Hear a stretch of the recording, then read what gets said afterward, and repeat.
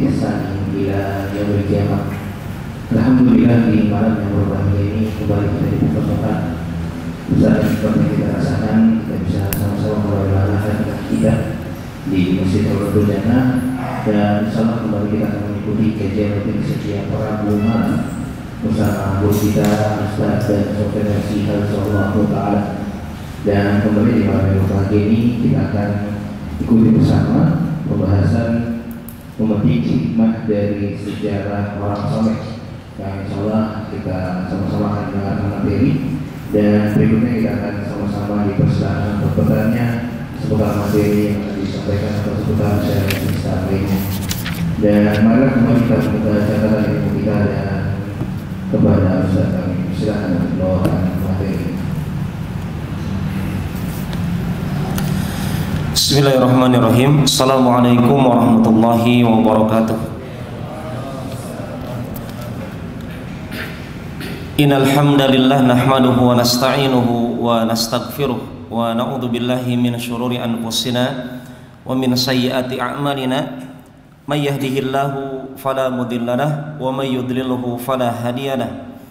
Assalatu wassalamu ala nabiyyina Muhammadin wa ala alihi wa ashabihi wa man ittaba'a sunnatahu bi ihsanin ila yaumiddin. Amma ba'd.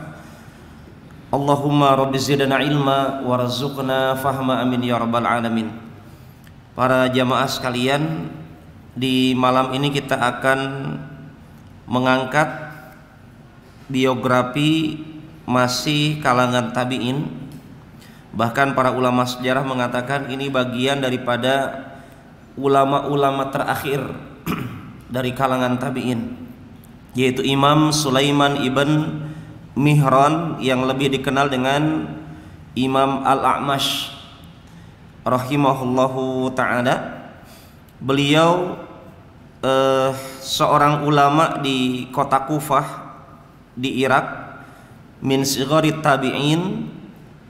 Kemudian juga memang dijuluki Al-A'mash. Beliau ini seorang imam,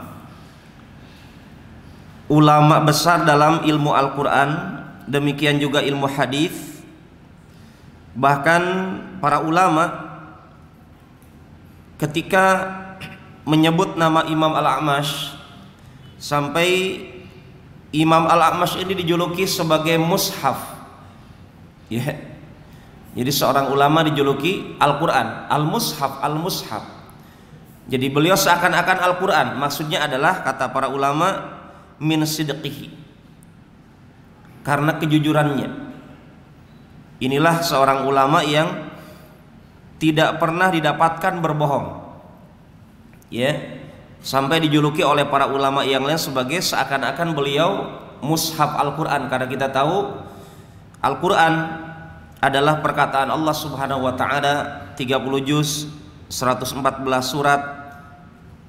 Inna nahnu nazzalna dzikra wa inna lahu lahafidhun. Kata Allah, kamilah yang menurunkan Al-Quran dan kami juga yang menjaganya. Maka diisi di dalam Al-Quran adalah berisi kebenaran. Kemudian beliau ini dilahirkan di suatu tempat yang namanya Roy, ya, suatu desa. Kemudian di tahun kelahirannya adalah tahun 61 Hijriah. Tahun 61 Hijriah. Kalau kemarin kita angkat Imam Ayyub As-Sakhtiyani rahimahullah ta'ala, di saat beliau lahir Allah wafatkan Abdullah ibn Abbas radhiyallahu anhu. Adapun Imam Sulaiman ibn Mihran, Imam Al-A'mash ini, beliau lahir ke dunia di hari syahidnya Husain ibn Ali bin Abi Thalib di Karbala, ketika dibunuh oleh orang-orang Kufah, orang-orang Irak, orang-orang Syiah. Maka beliau lahir di hari Asyura, di bulan Muharram. Kemudian Imam Al-A'mash, beliau lebih dikenal dari sisi fisik suka berpakaian sederhana. Beliau ulama besar tetapi sering berpakaian sederhana. Bahkan seringkali beliau memakai syal ya di lehernya itu sudah usang. Kemudian sepatunya juga sudah usang. Jadi lapuk gitu. Sudah sepertinya tidak pantas untuk digunakan, tapi beliau biasa menggunakan. Hidupnya sangat sederhana. Sampai pernah saking tidak dikenalnya beliau oleh para jamaah di suatu masjid, dikiranya beliau belum datang. Ya. Karena mungkin kalau ulama besar tampilannya berbeda dan seterusnya, istilah orang kita casingnya berbeda, ya. Beliau sebagai seorang ulama mengajarkan kepada kita hidup sederhana. Bahkan dalam kesehariannya beliau saking sederhananya berpakaian,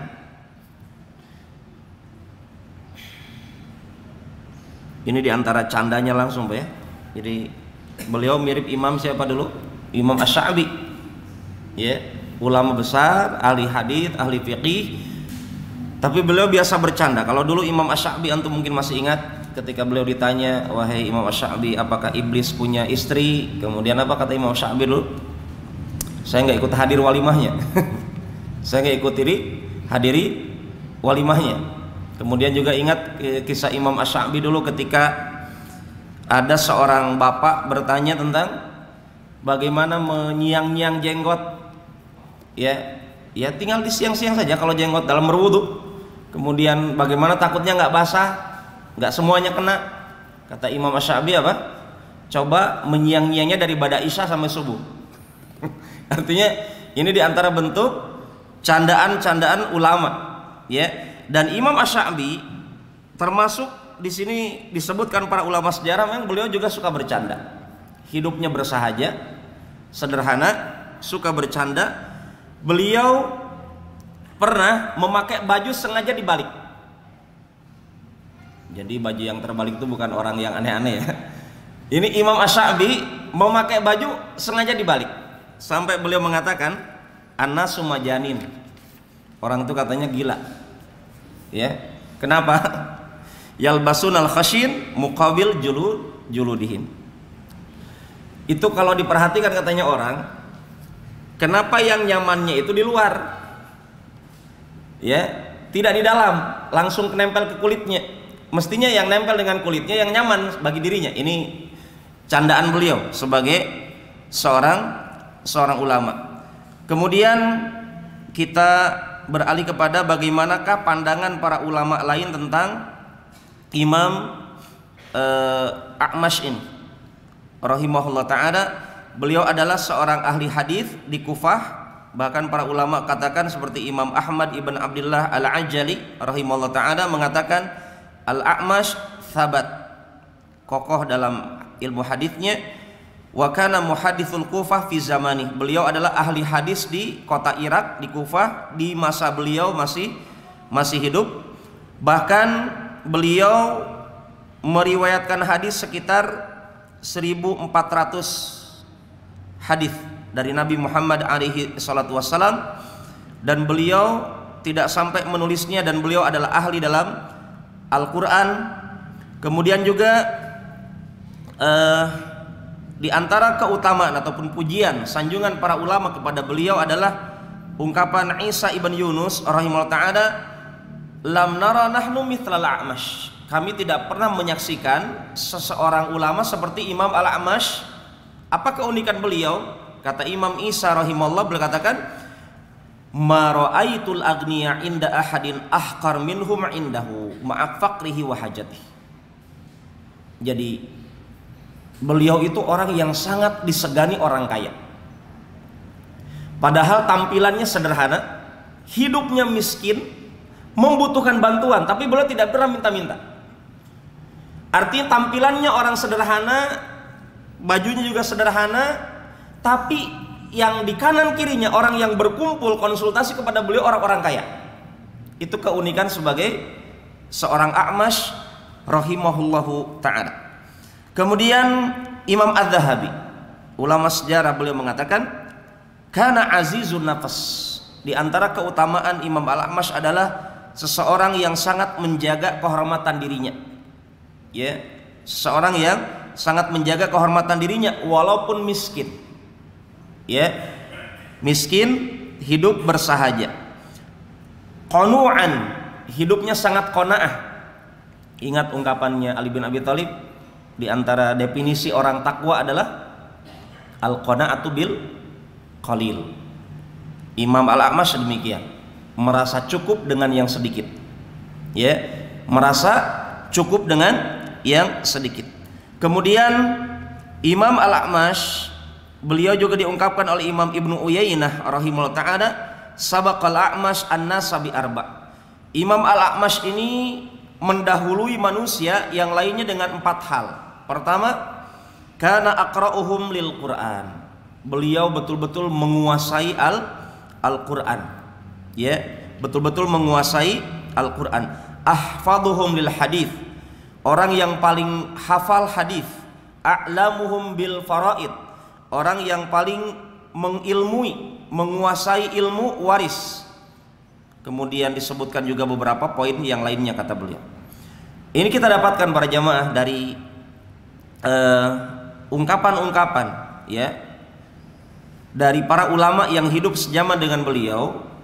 Kembali kita diajarkan, diingatkan bahwa ternyata menjadi orang soleh itu dilihat dari kedekatannya dengan Al-Quran, kecintaannya dengan ilmu agama. Dan kalau kita lihat dari pekan-pekan sebelumnya, sekarang dan mungkin seterusnya, akan kita dapatkan begitu. Jadi maksud saya adalah mari kita paksakan untuk mencintai ilmu agama, memuliakannya, ya. Bahkan Imam Mujahid sampai mengatakan, dulu kami kajian itu, belajar agama itu tidak ada niat untuk belajar, ya, tidak ada niat untuk ikhlas karena Allah Subhanahu wa taala. Jadi belajar duduk-duduk saja. Tapi ternyata kata beliau, wa ya'ballah, Allah enggan kecuali dengan semakin kita rajin ikut pengajian, ilmu yang akan membimbing kita menjaga, memperbaiki niat. Mungkin awal-awal kajian tidak ada niat karena Allah, hanya ini saat saya diajak teman saya, ya. Maka kita dapatkan para jamaah, kalau kita rutinkan mencintai ilmu, mencintai kajian, menyimak dan seterusnya, dengan sendirinya kita akan dirubah dengan ilmu, dengan izin Allah Subhanahu wa taala. Kemudian di sini juga kita dimotivasi oleh Imam Al-A'mash untuk mencintai Al-Qur'an, menghafal hadis, belajar ilmu waris, ilmu faraid. Karena kita dapatkan sangat banyak di antara kita kaum muslimin suka kalau di Kendari yang kami rasakan, banyak yang konsultasi merapel warisan. Ustaz, bapak saya meninggal tahun sekian, belum dibagikan warisannya. Kemudian tiba-tiba ibu saya meninggal, belum juga dibagikan warisannya. Kemudian itu suka dirapel tuh. Akhirnya apa? Cekcok terus itu. Padahal mestinya apa? Secepatnya untuk dibagikan. Maka kita dapatkan di sini, kita dimotivasi kembali oleh Imam Al-A'mash untuk mengkaji ilmu waris. Maka sebagai motivasi kepada para jamaah, wallahu alam kalau di Kendari sepertinya belum ada kajian waris. Coba Anda kaji surat An-Nisa 11, 12, 13 dan ayat terakhir dari An-Nisa. Itu ayat-ayat inti dari ilmu waris, ilmu faraid. Kemudian yang selanjutnya, Imam Ahmad rahimahullah ta'ala mengatakan, Abu Ishaq dengan Imam Al-A'mash ini adalah rajula ahlil Kufah, tokoh lelaki di kota Irak, di kota Kufah. Dua tokoh lelaki di kota Kufah. Dan perlu diingat kembali para hadirin, ketika para ulama mengatakan ini fulan, A'mash, Abu Ishaq dan seterusnya tokoh di Kufah, yang ingin kita ingatkan adalah ketokohan yang menjadi kebahagiaan masa depan kita di akhirat, ketokohan dalam masalah urusan agama. Jadi kalau antum ditakdirkan menguasai ilmu dunia, tolong jadikan ilmu dunia yang antum miliki dipoles dengan agama. Karena ada beberapa ikhwah konsultasi kepada para ustadz, apakah semua kita harus jadi ustadz? harus masuk pesantren semua, tidaklah, ya. Tetapi coba antum manfaatkan, misalkan ilmu biologi antum kuasai, ya. Ilmu matematik antum kuasai, ilmu kedokteran antum kuasai. Jadikan dalam lingkup antum yang antum miliki itu menjadi sarana untuk ibadah. Ya, seperti ada beberapa dokter yang ada di Kendari yang kami dapatkan cerita mereka, Ustadz kami dulu sebelum kajian biasa kalau diagnosa orang ya biasa, dunia oriented, yang dipikirkan hanya gaji, dunia dan seterusnya. Tapi setelah kajian kami ingatkan, Pak, ingat yang menyembuhkan bukan saya, ini obat hanya usaha kita sebagai dokter, yang menyembuhkan Allah. Ini dokter, dia bukan ustadz, dia bukan alumni pesantren, dan ini terjadi di Kendari kita dapatkan banyak, alhamdulillah. Maksudnya adalah itulah yang kita dapatkan, peluang-peluang ibadah dengan kapasitas ilmu yang kita miliki. Ilmu dunia yang kita miliki tidak menutup kemungkinan menjadi sarana ibadah, ya. Taib. Kemudian yang selanjutnya kita beralih ke taib.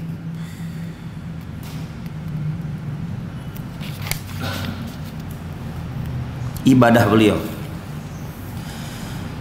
Ini ibadahnya mirip-mirip ulama sebelumnya. Apa itu? Imam Al-A'mash selama 70 tahun lam tafuthu takbiratul ula. 70 tahun tidak pernah ketinggalan takbiratul ihram. 70 tahun, bukan waktu yang sedikit. Ya, kita mau buat challenge saja, tantangan 7 hari 7 malam lah. Atau kalau ikut hadis Nabi itu arba'ina yauman, 1 bulan 10 hari lah. Ya, selama 40 hari 40 malam kata Nabi, siapa yang bisa mendapatkan takbiratul ula, takbir pertamanya imam, nggak ketinggalan sholat selama 40 hari 40 malam, falahu bara'atan kata Nabi alaihi salatu wassalam, baginya 2 pembebasan. Bebas dari kemunafikan, berarti agar kita terbebas dari kemunafikan bisa dilihat takbiratul ihram kita seringnya telat atau tidak. Yang kedua, bebas dari api neraka, dan ini motivasi, dan itu yang didengar Al-A'mash dari hadis Nabi, kemudian dijalankan, diungkapkan oleh para ulama bahwasanya Al-A'mash kurang lebih 70 tahun tidak pernah ketinggalan takbirnya imam yang pertama. 70 tahun, ya. Bahkan beliau ini subhanallah, itu tadi sholatnya ya, diingatkan kembali kepada para jamaah, kepada kita semuanya, apalagi laki-laki, ya, usahakan mari kita jaga sholat berjamaah di masjid, ya. Yang kedua, usaha beliau dalam menjaga tayamum, menjaga berwudu. Jadi pernah suatu ketika di suatu malam beliau ingin tidur, tapi beliau berusaha jaga wudu. Mungkin beliau terinspirasi kepada Bilal bin Rabah yang antum tahu kisahnya. Kata Nabi, ya Bilal, kenapa saya saat ini mendengar terompang kau itu sandalmu ada di surga, padahal kau masih di sini. Apa yang kau kerjakan? Ya, di antara alasan Bilal adalah tidak ada amalan setelah amalan wajib kecuali saya senantiasa menjaga wudu. Setelah berwudu kata Bilal, saya berusaha memperbanyak salat sunnah, ya. Al-A'mash rahimahullah ta'ala, beliau ingin berwudu sebelum tidur, beliau berusaha menjaga wudu. Pas subhanallah, dalam satu waktu di malam itu nggak dapat air, langsung beliau tepukan tangannya, telapak tangannya ke dindingnya untuk tayamum. Sampai ditanyakanlah oleh orang yang hadir di tempat tersebut, entah wallahualam keluarganya atau siapa, ditanyakan, kenapa engkau tayamum padahal mau tidur, gitu kan? Beliau katakan, akhafu an amut ala ghairi wudu, saya takut meninggal dunia dalam kondisi tidak berwudu.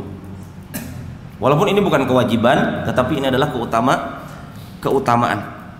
Kemudian ditambahkan lagi juga oleh Yahya Al-Qattan, beliau kalau menyebutkan Al-A'mash langsung menyimpulkan kana minan nusak.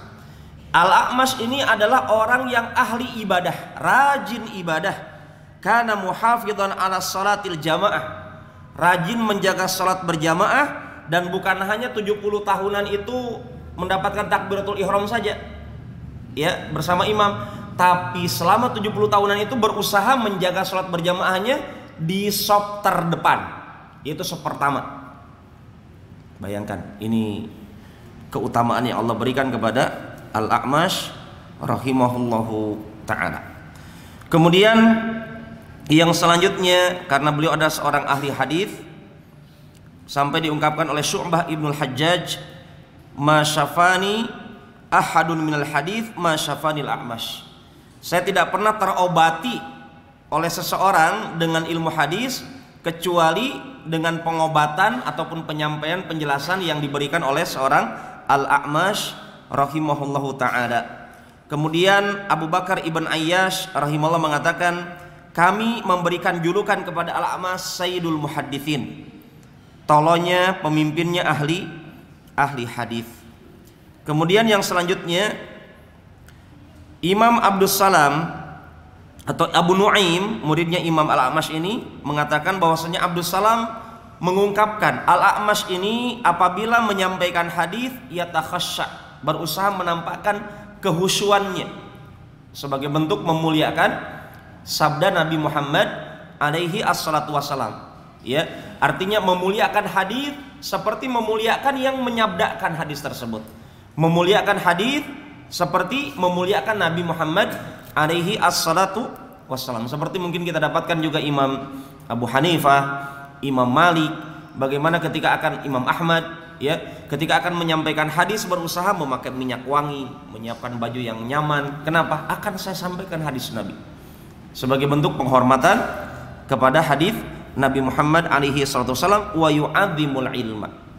Dan Imam Al-A'mash kalau kita lihat langsung, beliau karakternya membuktikan memuliakan ilmu agama. Kemudian kita beralih, ini ada beberapa candaannya.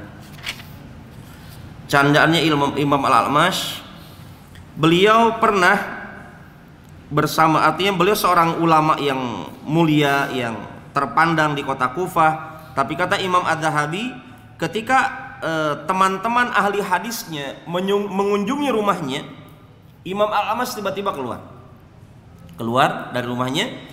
Kemudian beliau mengatakan, laula annama fi manzili man huwa abghadu ilayya minkum ma kharajtu ilaikum. Seandainya di dalam rumahku ini tidak ada orang yang paling aku benci selain kalian, sungguh aku tidak akan keluar dari rumah. Ini sebagai bentuk candaan kepada teman-teman sama ahli hadis, ya. Kemudian seorang Al-A'mash. Kemudian juga beliau pernah menyuruh anaknya, dan dalam sejarah ini disebutkan putra beliau Mughaffal, wallahu ta'ala alam, ini adalah sifatnya anak ini, suka lalai. Jadi anaknya qadarullah suka lalai gitu ya.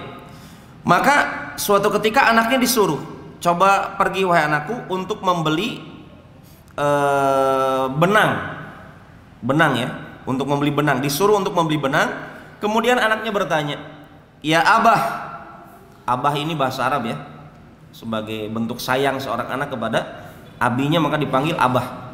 Tapi kalau di Indonesia abah itu abah apa gitu.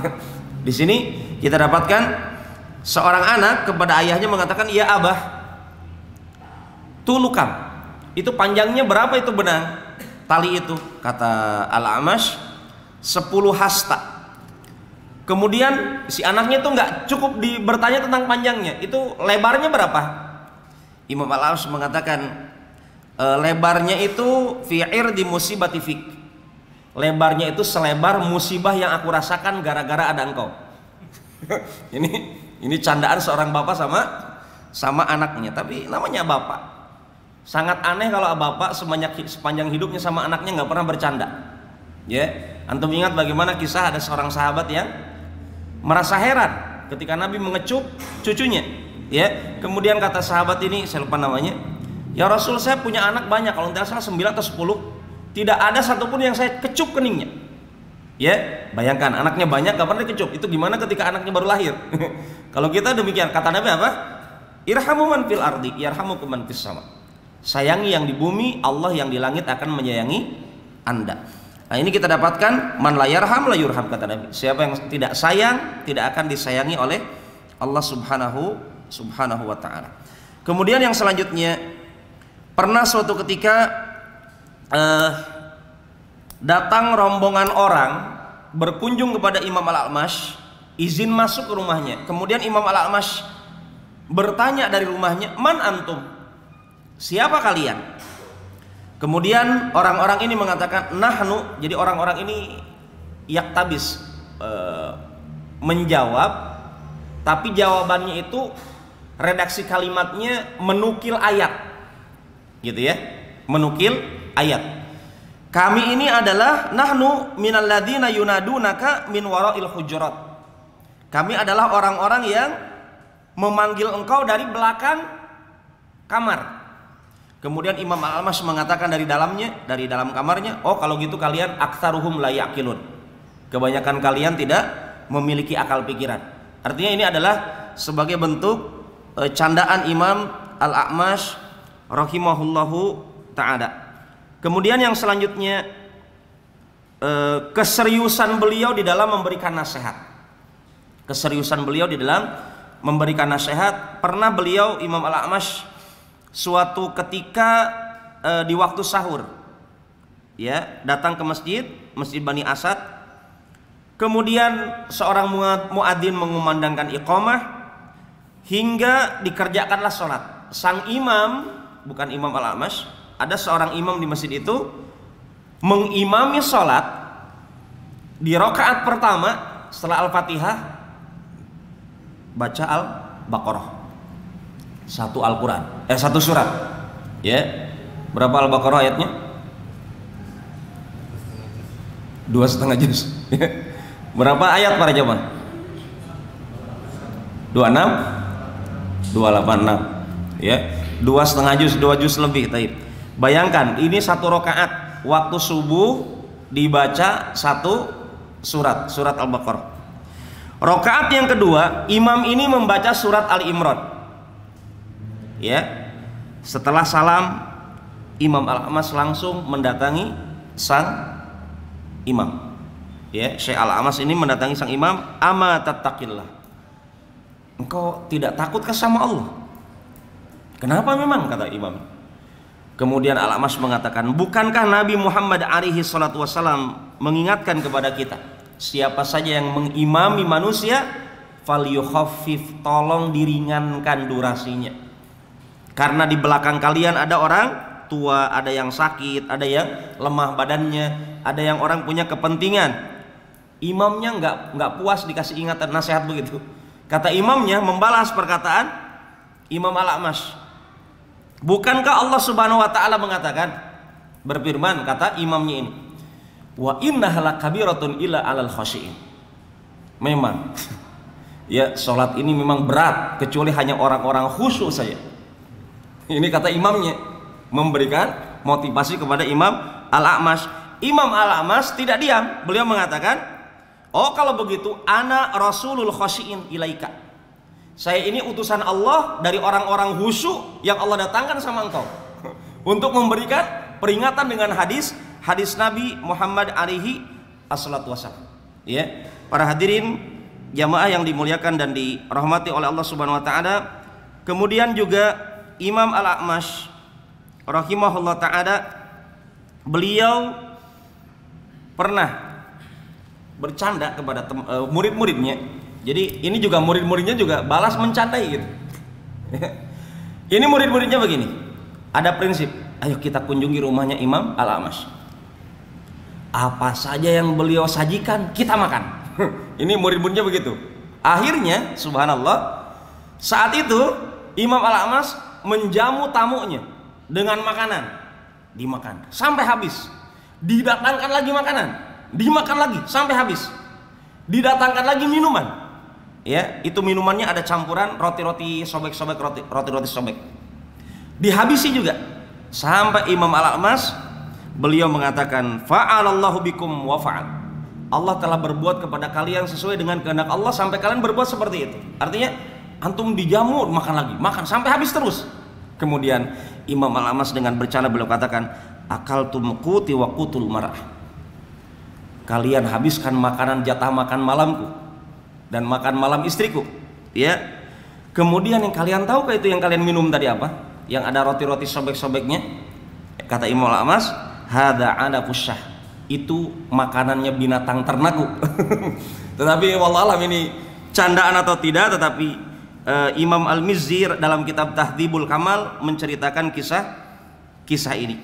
Kemudian yang selanjutnya, saking beliau memuliakan ilmu hadis, karena beliau seorang ahli hadis, pernah beliau didatangi utusan dari orang kaya, ya, Isa ibn Musa. Utusan ini membawa 1000 dirham, 1000 dirham, meminta kepada Al-A'mash untuk menuliskan hadis. Tolong isikan lembaran ini, saya disuruh sama tuan saya untuk menulis hadis. Apa yang terjadi? Diambillah tulisannya, seakan-akan ini Imam Al-A'mash diminta nulis hadis, kemudian dibayar 1000 dirham. Beliau ingin mengajarkan kepada orang ini bahwasanya ilmu tidak sebanding dengan dunia gitu. Walaupun uangnya sampai ribuan dirham ini. Akhirnya beliau bukan nulis hadis, beliau tulis surat Al-Ikhlas.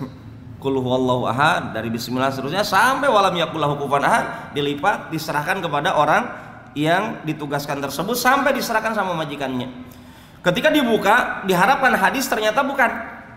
Jelas dia merasa diremehkan. Akhirnya didatangilah Imam Al-A'mash. Bukankah aku meminta engkau untuk menuliskan hadis? Kalau ini seakan-akan engkau meremehkan saya tidak hafal Quran.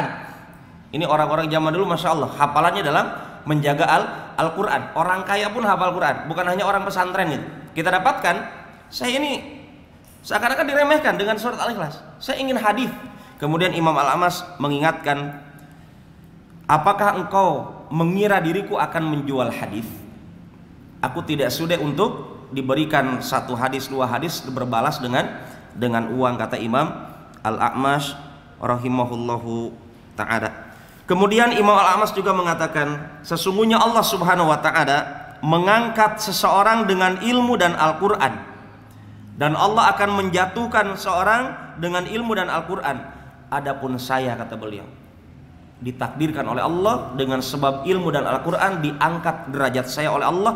Seandainya, kata beliau dengan tampilannya yang sederhana, seandainya saya tidak mendapatkan keutamaan ilmu agama dengan Al-Quran, sungguh saya adalah orang yang suka bawa tempat minta-minta di pasar Kufah, artinya jadi pengemis.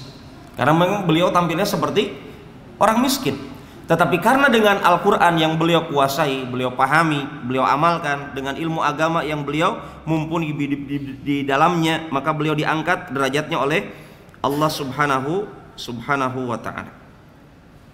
Kemudian yang selanjutnya, pernah suatu ketika juga, ini nasihat beliau kepada para penuntut ilmu agama, khususnya para murid, ya, kalau gurunya kenceng marah-marahi seorang murid, itu jangan dipikirkan polisi, lapor orang tua, ya. Metode pendidikan di zaman para ulama salaf seperti yang diajarkan Imam Al-A'mash.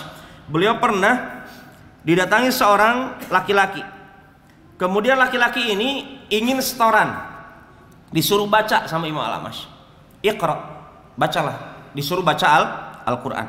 Dibacalah oleh orang ini 20 ayat.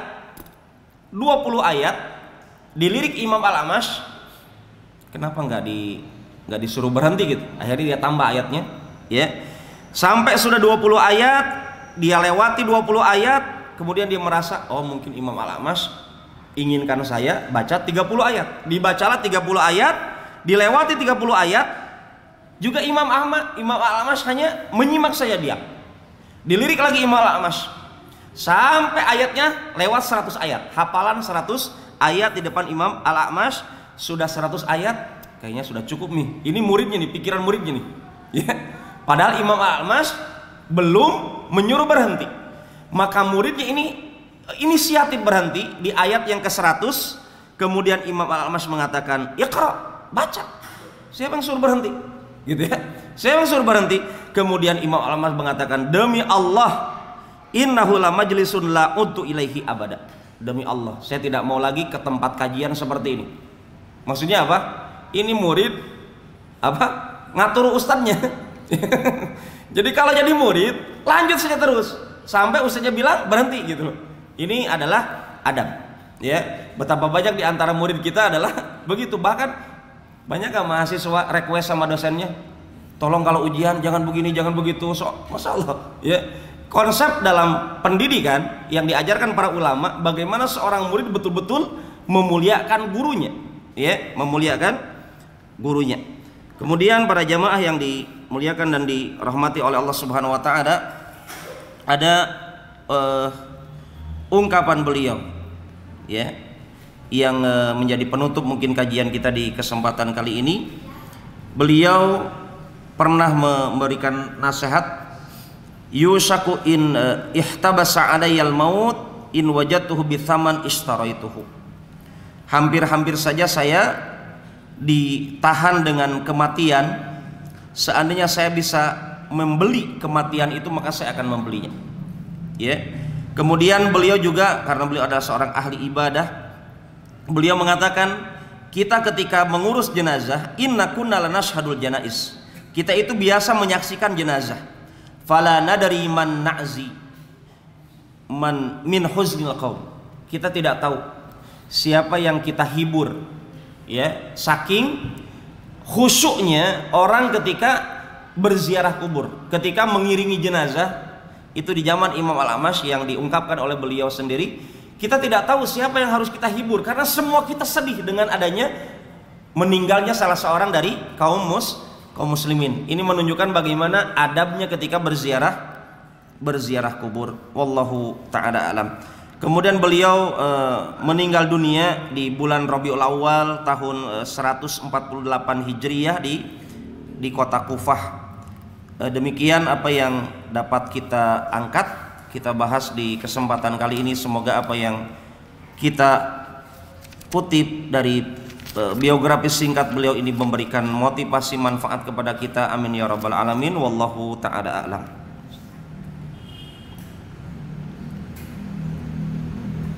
Terima kasih atas materi kita. Silakan coba yang bertanya, silakan.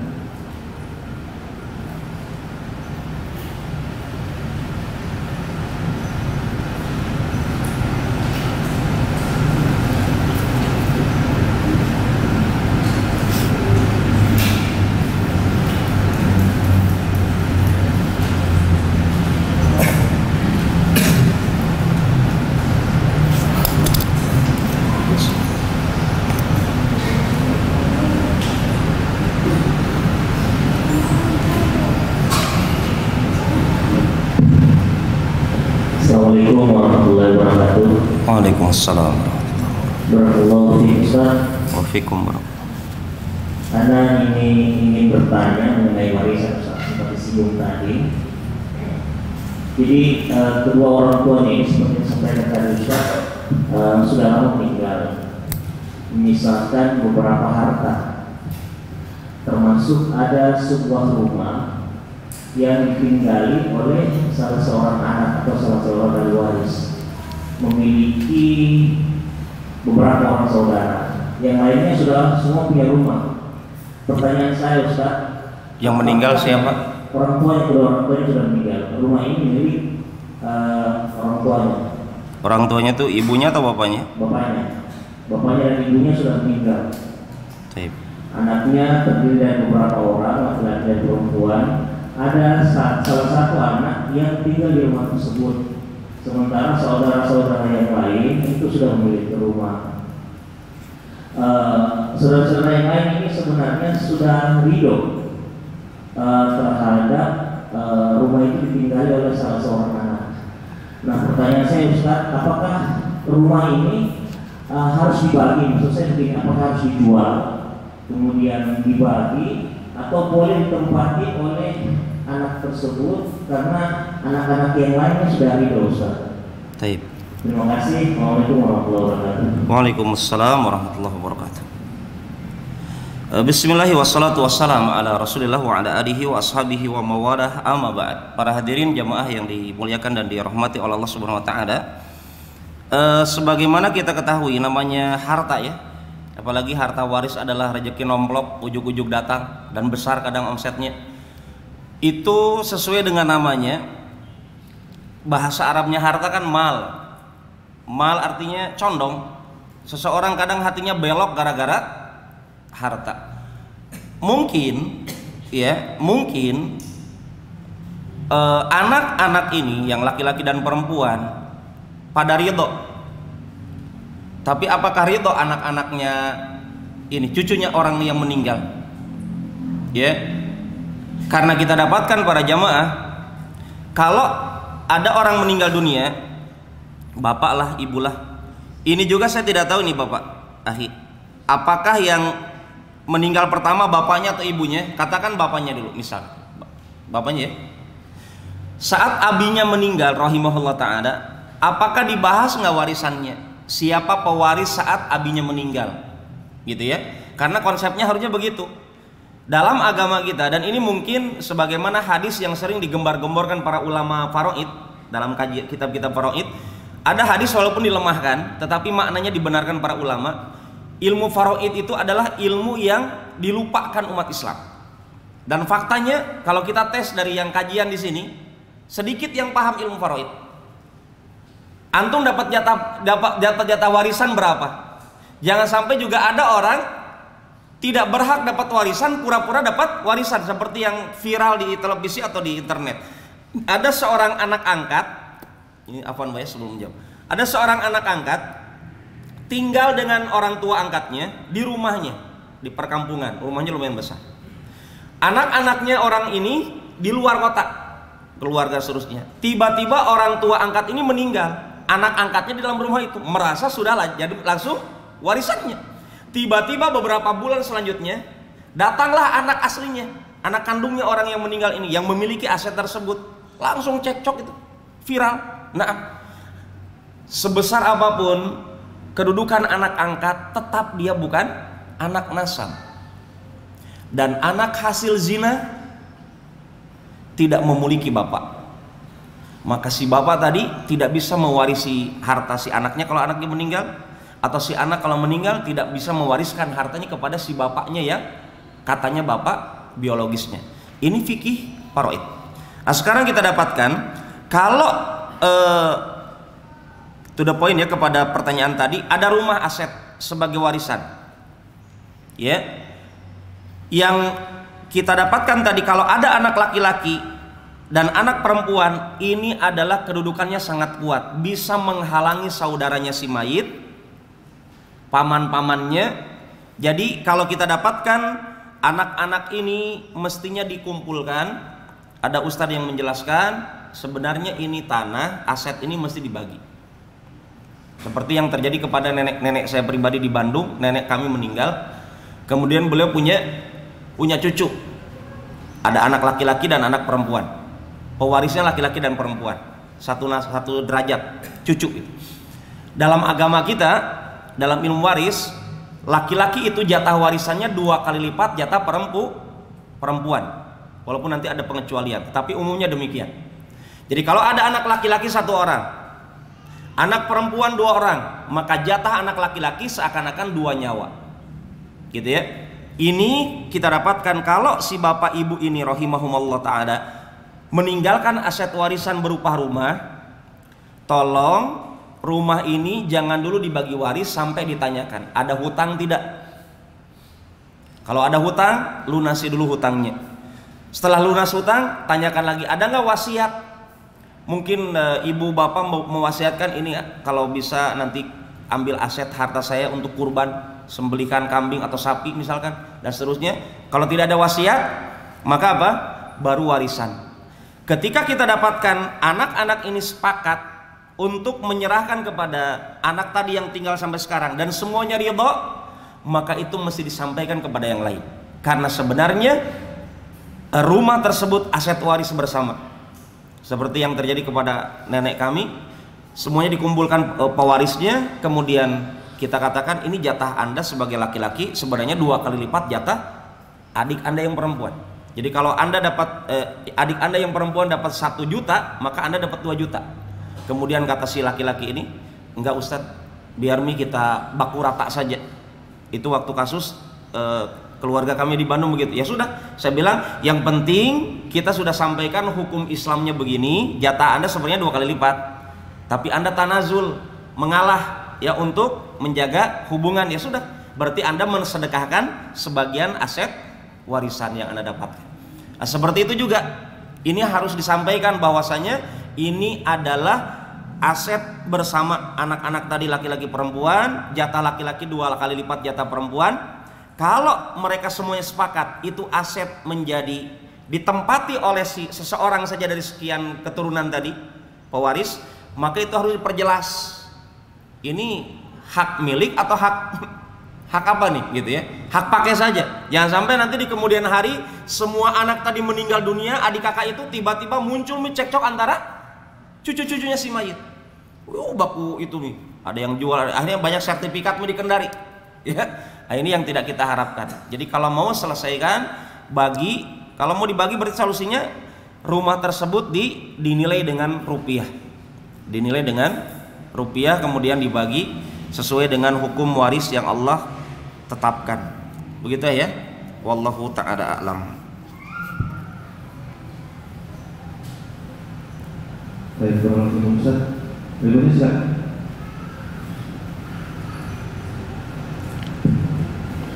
Bismillahirrahmanirrahim. Ustaz. Waalaikumsalam warahmatullahi. Berkenaan dengan menjaga takbiratul ihram imam.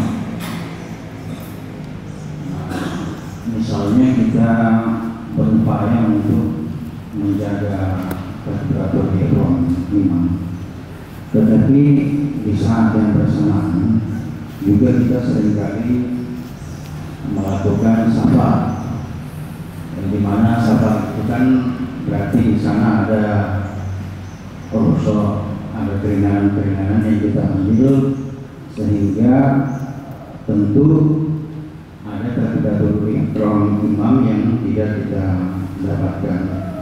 Nah, dalam situasi seperti ini, apakah orang yang melakukan safar juga masih dapat untuk mengejar apa yang Pak Ustaz sampaikan tadi, misalnya dia berjadinya menjaga senantiasa takbiratul ihram imam itu dia ikuti.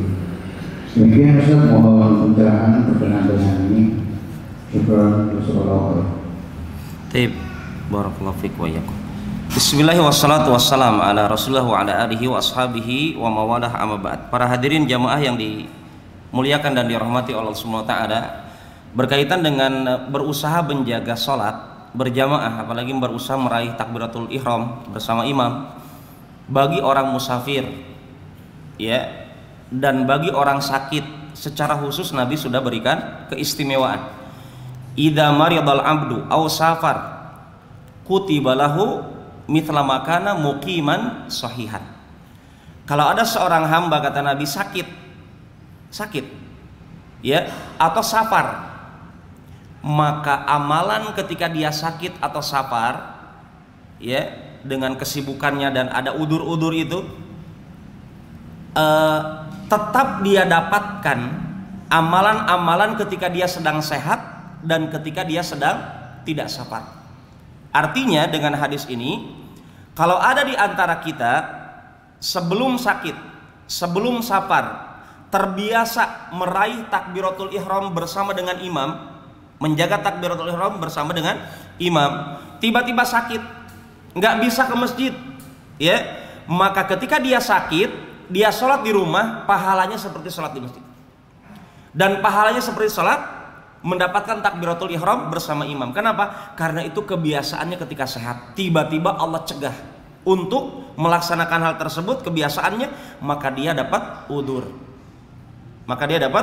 Sebagaimana ungkapan Nabi Muhammad alaihi salatu wasallam dalam satu peperangan di perjalanan, naik kuda, naik kendaraan perangnya dengan para sahabat. Kata Nabi, ingat, di Madinah ada suatu komunitas para sahabat yang mereka tidak berperang dengan kita, tidak berjalan di peperangan dengan kita, tetapi mereka mendapatkan pahala berjihad.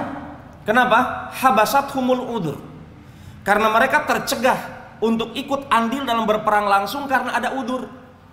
Jadi kalau kita mendapatkan kondisi kita ketika sehat bugar, ya, ketika kita sedang mukim, menjaga ibadah-ibadah tertentu, tiba-tiba Allah berikan udzur, maka saat mendapatkan udzur itu tenang saja. Kita masih mendapatkan pahala-pahala saat kita tidak ada udzur, karena kita terbiasa dengan ibadah tertentu. Makanya salah seorang sahabat seperti Ibn Mas'ud, beliau sedih, beliau menangis. Kenapa menangisnya? Beliau katakan, saya disakitkan oleh Allah saat ini. Kemudian beliau katakan, sebelum saya sakit, saya kayaknya kurang maksimal ibadah. Saya takut pahalanya saya itu apa? Tidak sebesar seperti saya sedang rajin ibadah. Itu perasaan seorang Ibn Mas'ud ketika diberikan sakit sama Allah, langsung khawatir. Jangan-jangan saya lagi sakit ini pahala saya kecil karena saya begini-begini gitu, kurang maksimal sebelum saya sakit. Itulah yang menjadikan motivasi kepada kita yang saat ini sedang mukim, tidak safar, sedang sehat, tidak sakit. Maksimalkan ibadah tertentu, rutinkan khususnya yang wajib-wajib, apalagi setelah itu yang utama-utama ini. Berarti orang ini tetap akan mendapatkan keutamaan. Seperti halnya apa? Bukan hanya yang safar, bukan hanya yang sakit. Anda mau sholat berjamaah, tiba-tiba BAB, panggilan darurat, nggak mungkin Anda tahan sampai salam, ya, maka Anda batalkan, kemudian Anda kerjakan hajat Anda di toilet, tetap Anda akan meraih keutamaan sholat berjamaah karena Anda ada udzur syar'i. Ya, ini mungkin jawaban dari Ana, semoga dipahami, bermanfaat. Wallahu ta'ala alam. Kita bersama tanya berikutnya. Kalau belum kita bacakan satu pertanyaan via beliau nanya.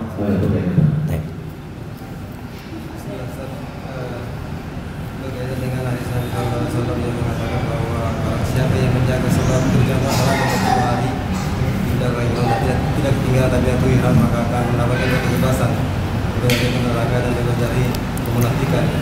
Apakah masjidnya itu hanya satu masjid atau boleh berpindah-pindah masjid? Baik. Bismillahirrahmanirrahim, wassalatu wassalamu ala Rasulillah wa ala alihi wa ashabihi wa mawalah, amma ba'd. Beliau menanyakan tentang hadis Nabi yang tadi kita sebutkan, barang siapa yang menjaga sholat selama 40 hari 40 malam, mendapatkan takbir ratul ihram bersama imam, mendapatkan keutamaan 2 pembebasan tadi. Apakah ini dikhususkan untuk pelaksanaannya harus di Raudhatul Jannah terus sampai meninggal? Ya, dalam hadisnya tidak disebutkan masjid khusus. Berarti apa? Sifatnya umum, masjid mana saja selama kita bisa mendapatkan takbir pertamanya imam. Dan ini hadis subhanallah mengandung apa? Bentuk kasih sayang Nabi sama umatnya. Apa itu? Nabi tidak mensyaratkan Anda mendapatkan takbiratul ihram 40 hari 40 malam imam bersama imam itu harus sop pertama. Tapi yang penting Anda mendapatkan takbiratul ihram bersama imam 40 hari 40 malam. Dan hadis ini seringkali direspon sama jamaah, ayo Mi kita buat challenge. Ternyata betul-betul nggak bisa. Banyak yang berguguran memang, ya. Tapi ada juga yang masya Allah. Tapi inilah keutamaan, ya. Tapi intinya yang ditanyakan tadi adalah tentang masjidnya, tidak harus satu masjid, tetapi bisa berpindah-pindah masjid. Yang penting mendapatkan takbiratul ihram bersama imam. Wallahu ta'ala alam.